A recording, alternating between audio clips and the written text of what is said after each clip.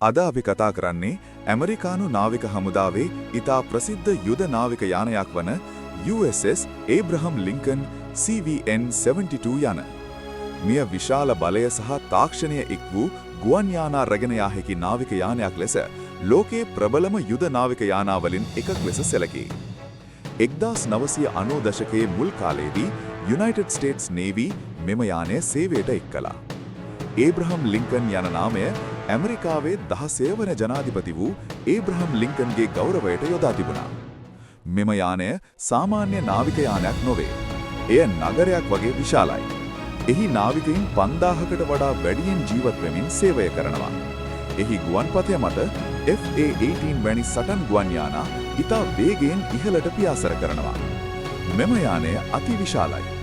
එහි දිග මීටර් 332ක් පමණ වන අතර බර ටොන් 1,00,000කටත් වඩා වැඩි. මුහුද මැද එය නගරයක් වගේ පෙනෙනවා.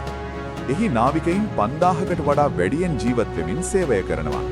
ඔවුන්ට ආහාරශාලා, විවේක ස්ථාන සහ රෝහලක් වැඩි පහසුකම්ද යානය තුලම ඇත.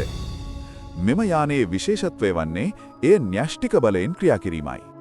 රියැක්ටර්ස් දෙකක් භාවිතා කරමින් එය පැයට නොට්ස් 30කටත් වැඩි වේගයෙන් මුහුද හරහා ගමන් කරයි. එය ෆියුල් නවත පුරවන්නත් අවුරුදු ගණනාවක් ගතවන නිසා දිගු කාලයක් මුහුදේ රැඳී සිටීමට හැකියාව තිබේ. ඉන් වසර 20කට වැඩි කාලයක් ෆියුල් නවත පුරවන්න අවශ්‍ය නොවේ. එමෙන්ම යානයට ආරක්ෂාව සපයන්න RIM-7 Sea Sparrow මිසයිල, RAM මිසයිල පද්ධතිය සහ ෆැලැන්ක්ස් CIWS මැෂින් ගන් පද්ධතිය යොදා ඇත.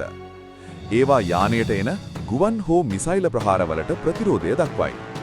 මේ නිසා USS ඒබ්‍රහම් ලින්කන් යානය මුහුදේ යානයක් පමණක් නොවේ.